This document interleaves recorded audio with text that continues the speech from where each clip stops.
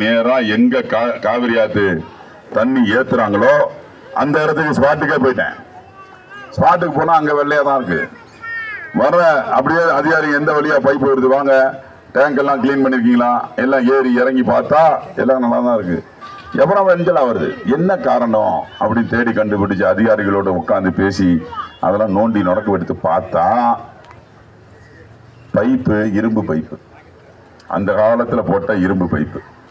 உடனே அந்த பைப்பை மாற்றோம்னா எவ்வளோ எஸ்டிமேஷன் கேட்டு அந்த எஸ்டிமேஷன் எடுத்துக்கிட்டு முதலமைச்சர் அண்ணன் தளபதி அவர்களிடம் போய் கிட்டத்தட்ட எவ்வளோ அமௌண்ட் வாங்கியிருக்கேன் தெரியுமா? 8 கோடி ரூபாய் தான் இருக்கு. 8 கோடி ரூபாய் வாங்கி அதை கொடுத்தாங்க. 8 கோடி ரூபாய் கொடுத்தாரு. புதுசா பைப்பு போட்டேன். இன்னும் 12 வார்டுக்கு மாற்ற வேண்டி இருக்கு. பாதி வார்டுக்கு மாத்திட்டேன். அதே மாதிரி பழைய பாஸ்போர்ட் ஆபீஸ் இருந்துச்சுல, பழைய பாஸ்போர்ட் ஆபீஸ் தண்ணி இங்க இருந்து ராமநாதபுரத்துக்கு போகுது. இங்க நம்ம காவிரி ஆத்துல இருந்து சிவகங்கைக்கு எல்லாம் குடி தண்ணி போகுது. ஆனா நம்ம ஊர்ல 1 மணி நேரம் 2 மணி நேரம் தான் தண்ணி வர மாதிரி சூழ்நிலை. அதுக்கு என்னடான்னு பார்த்தா டேங்க் கட்டணும்னு சொல்லி நான் அங்க இதுல பழைய பாஸ்போர்ட் ஆபீஸ் மாடியில டேங்க் கட்டி இன்னைக்கு அந்த டேங்க் வழியா கிட்டத்தட்ட 11 வார்டுகளுக்கு முழுமையா 24 மணி நேரமும் தண்ணி வருது.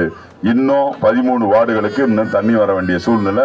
இன்னும் 2வது நம்மளுடைய மீண்டும் மே மாதம் 5ஆம் தேதி இந்த இடத்துல சட்டமன்ற உறுப்பினராக உங்களுடைய பேராதரவோடு நான் இங்க அமர்றப்ப நிச்சயமாக எல்லா வார்டுக்கும் 24 மணி நேரமும் தண்ணி கிடைக்கிறதுக்கு ஏற்பாடு பண்ணுவேன். ஆனா இந்த நடிகருக்கு இந்த இடம் பத்தி தெரியுமா? அவருடைய ஒரு பிரச்சார வண்டியில போறாரு. இவ்வளவு பெருசா குண்டாரு, நான் 2 ஆளுங்க உட்காந்துருக்காங்க, அங்க தொங்கிட்டு போறாரு. தொங்கிட்டு பசங்க போயிட்டு இருக்காங்க. வண்டி நகர்ந்து போயிட்டு இருக்கு. என்ன பண்றான் அந்த ஆளு? சூளையே எட்டி உதைக்கிறான். விழுந்தான்னா உள்ள போயிடுவான், செத்து போயிடுவான். அதை பத்தி எல்லாம் அவங்களுக்கு கவலை இல்லை. ஏற்கனவே 41 பேரை கரூர்ல காணி பண்ணிட்டாங்க. இன்னைக்கு 15 பேரு போற இடமான இளவு நதியே ஆகிட்டு இருக்காங்க. அது மட்டும் இல்ல, அவருக்கு இந்த திருச்சி கிழக்கு மக்களை பத்தி என்ன தெரியும்? எதுக்காண்டி திருச்சி கிழக்கு வந்திருக்கிறாரு? எங்க மக்கள் ஏமாறியெல்லாம் நடிப்பை பார்த்து போட்டுருவாங்களா? இல்ல, அவர் எவனோ ஒருத்தன் ஏமாத்தினா கொண்டு வந்து நிக்க வச்சுட்டாங்க.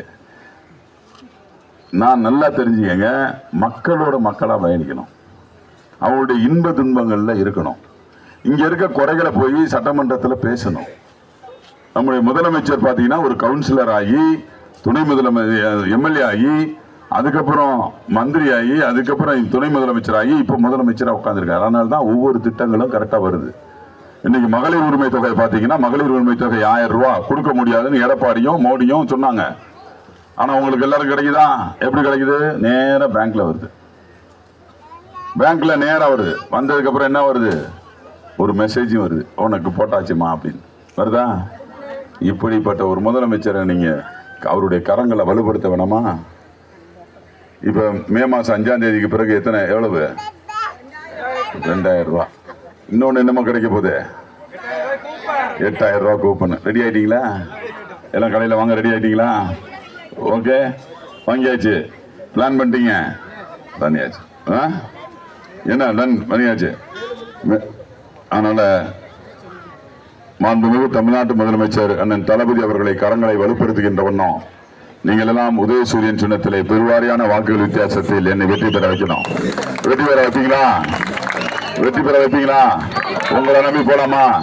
இன்னையில இருந்து நான் வேட்பாளர் கிடையாது. கடந்த 2021ஆம் ஆண்டு இதே இதுல நான் வேட்பாளராக களமிறக்கிற போது உதயசூரியன் சின்னத்துல ஒரு நிமிஷம் உதயசூரியன் சின்னத்துல என்னை வாக்களித்து வெற்றி பெற வச்சீங்க. அன்னைக்கு மாண்புமிகு அமைச்சர், மாநகர செயலாளர், பகுதி கழகத்துடைய செயலாளர்கள், வட்ட கழகத்துடைய செயலாளர்கள், கழக நிர்வாகிகள், தொண்டர்களின் ஒத்துழைப்போடு